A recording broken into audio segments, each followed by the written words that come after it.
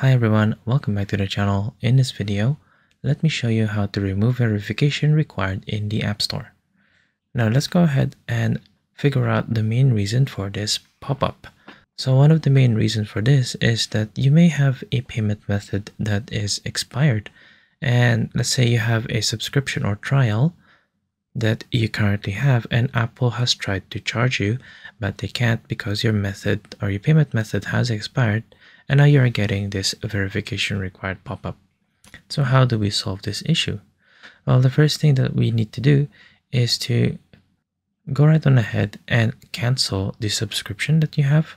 And to do that, all we need to do is to access our settings. We're going to head on over into our Apple ID or our name at the very top. And then you should be able to see the subscriptions section. So go ahead and click on this. Now go right on ahead and cancel the subscription that is about to run out, or it's the subscription that may be the one causing this verification requirement. So say for example, we have this one right here, Crunchyroll. All you need to do is to go into it and then just click on cancel subscription. And then once that you're happy, go ahead and click on confirm. But for me, I'm just gonna remove not now at the moment. And then let's go ahead and fix our payment method.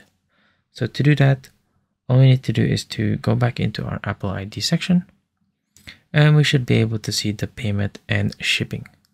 So if you have an expired verification method, then you can go ahead and add a new one by clicking on add payment method right here. Go right on ahead and add in your new payment details, and your verification requirement should stop popping up. And there you go. I hope that you have found this tutorial useful. See you guys next time.